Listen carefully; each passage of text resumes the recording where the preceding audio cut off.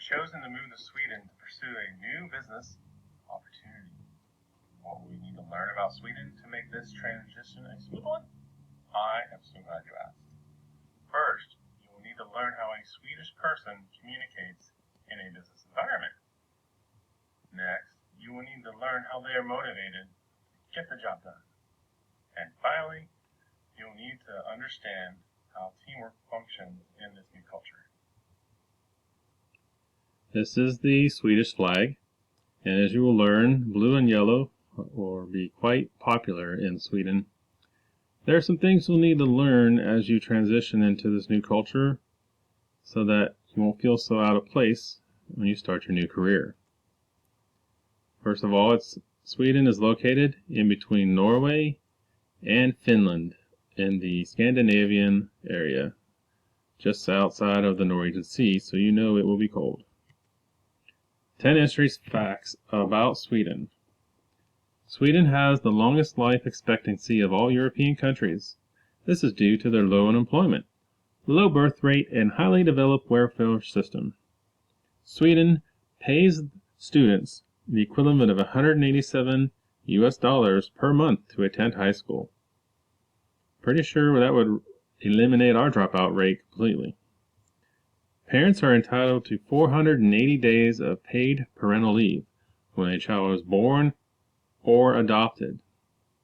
I think as Christians, that would be a major blessing. I know it would be for us. The official Twitter of @Sweden is given to a random citizen every week to manage. So if your career works out and you become a Swedish citizen, you may just get that opportunity. Sweden's Volvo made their 3-point seatbelt design patent open and available to other car manufacturers for free in the interest of safety. It saves one life every 6 minutes. Stockholm is the capital of Sweden and is built on 14 islands. The city center is virtually located on the water. The currency for Sweden is called krona. Sweden has remained neutral in all wars since 1814, including World War I and II. And despite Sweden's peaceful nature, Swedes over 19 years old still have to complete up to 15 months of military service. Felix Arvid Ulf Kjellberg, also known as PewDiePie by his YouTube faithful, is from Gothenburg, Sweden, and is the most subscribed to YouTuber with 41.5 million subscribers and counting. Finally, the northern Sweden is home to an area called Lapland, where the celestial phenomenon Aurora Borealis, or Northern Lights, display their pulsating colors in autumn and winter. Their most popular tourist attraction by far.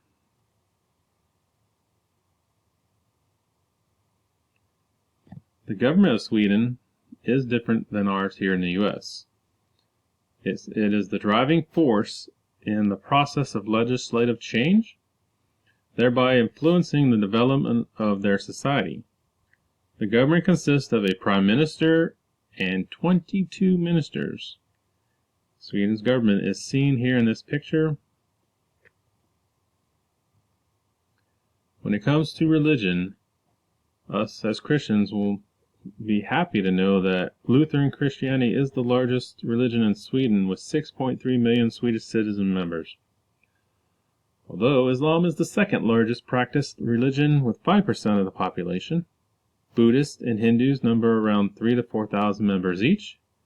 It is estimated that about 15 to 20% of the adult population are atheists. Something to know when you move there so you won't be shocked. Now, when you start your new business opportunity, you're going to need to know the differences between our culture and the Swedish culture when it comes to communication, motivation, and teamwork. You'll notice a different costume than a traditional U.S. one. This one, the Svengarkraken costume. Traditional national costumes are worn on special occasions like the Midsummer Festival. Costumes are brightly colored. The Svengarkraken version is mainly blue and yellow and has been the national costume since 1983. As you will see, blue and yellow are quite popular. The first dimension you will see when it comes to the globe dimensions in my cross-cultural analysis is uncertainty avoidance. By the chart, you'll see that Sweden tries to avoid more than we do when it comes to whatever comes your way in the business world. The surprising part was in the area of healthy lifestyle and trying to stay healthy and prevent things. You would think Sweden would be higher in that, but actually, looking at this, they did a survey, and based on the results, there appears to be a pronounced difference in the healthy lifestyle counseling practices between the two countries. With a greater emphasis on prevention in the U.S. primary care professionals were more likely to indicate that healthy lifestyle counseling is very important as compared to Swedish primary care professionals. You will need to understand this because in that culture, working and staying healthy is important, but obviously not as important as it here in the U.S. The second different dimension is institutional collectivism. Sweden has more, I believe, in sharing resources with the institution than we do here in the U.S. So, you may not get the promotion you were looking at for quite some time if someone else could use it to help them better. It's something you're going to have to slowly adapt to and try to understand. Basically, what they're going to look when you come there is you're an American, and the government of Sweden has been trying to pull back on getting Americanized so that they can keep their culture, but it's just important for you to know that when you go there. And the third area that we are different than Sweden when it comes to cultural practices is assertiveness. Now, us as Americans, we can be quite assertive in trying to get our point across. But in a business relationship, if you're not careful, we could be too assertive when working with someone from Sweden, and they don't value assertiveness like we do. This would be very important, one, if you're a boss, to keeping your employees happy, and two, if you are an employee, and not taking off your boss. As you can see from those differences, communication is something you're going to want to work on, and try your best to keep it clear, not too assertive. Now, let's look at the similarities between our cultures when it comes to communication, motivation, and teamwork. Sports is a great way to see teamwork in action. Whether it's the Olympics, hockey as you see in this picture, football, Swedes love their sports. Half of the population is active in some sport. And as you can see, you'll be okay when you go over there. You'll feel right at home when it comes to rooting for your favorite sports team, just as long as it's the Swedish hockey team. We're very similar in power distance. How far we and our bosses are in distance, it's going to be about the same in Sweden as it is here in the U.S. The second dimension that you'll be similar in is humane orientation. The Swedish education system too often fails to make connections between the various knowledge systems that the students and teachers bring with them into the classroom.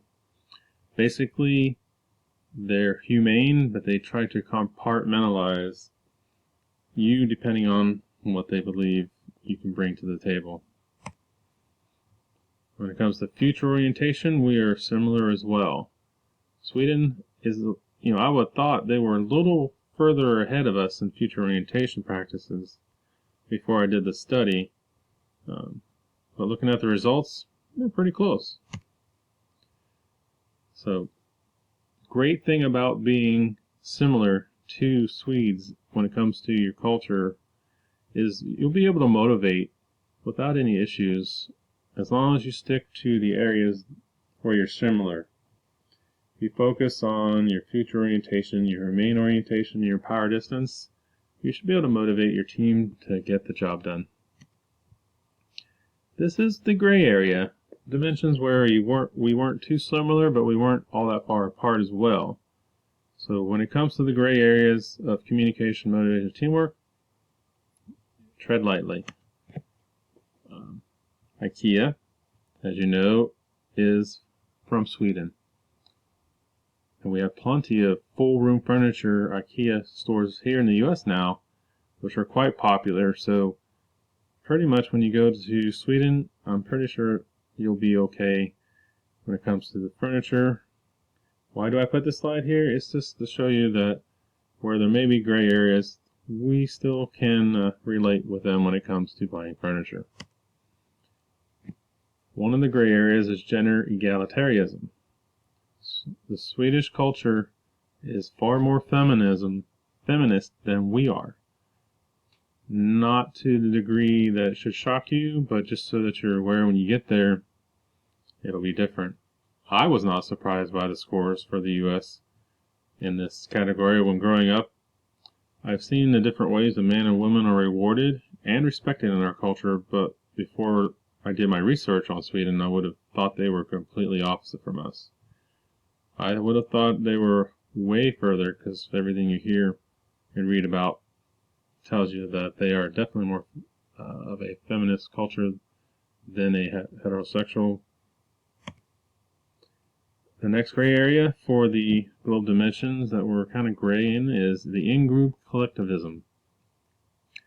Now, Sweden's practice score for this dimension was a 3.66. Its value score was a 6.04. I've been focusing on the practices so that you'll be aware of what you're going to encounter when you're there.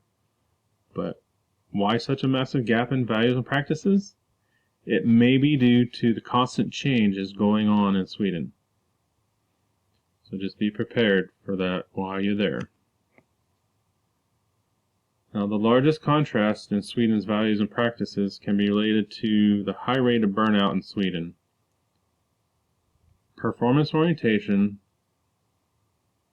has caused the Swedes to pretty much burn out. They're not completely separate from us, but we are pretty high octane when it comes to performance orientation. Sweden is an excellent example of a rapid career of a psychiatric diagnosis. In a report by the Swedish Psychiatric Association, the authors write that burnout has been a problem in Holland for some years, which can be compared to the Swedish circumstances. Many people are simply burnt out and don't practice performance orientation like they used to. The U.S. practices less power orientation than what is at its core values. We may be closing in on some performance burnout of our own one day. So try to use these gray areas in your favor to promote teamwork. Working well together as a team will help you succeed in your new career. I just wanted to leave you with a couple scripture verses that will help you as you transition into your new culture. I believe that it is countries like Sweden and the U.S. where, despite the decline in church attendance, we still believe in God and that He is in control of our lives. Sweden is ripe for a revival. The Bible verse I am using to support this belief is as follows. 2 Chronicles 7:14. If my people who are called by my name will humble themselves and pray and seek my face and turn from their wicked ways, then I will hear from heaven and I will forgive their sin and will heal their land. Whether we believe in what the Bible says or not, it is the best way to bring people together when it comes to the success of any team. My favorite Bible verse to support this belief is from Proverbs 27:17. As iron sharpens iron, so one man sharpens another. Now that you have learned about the Swedish culture, you are confident and ready to jump into your new career opportunity that you will be able to clearly communicate with your fellow employees, that you'll be able to motivate your team to get the job done, and that your team will function together promoting excellent teamwork. I hope you have enjoyed learning the differences and similarities of the Swedish culture from ours here in the U.S. Thank you.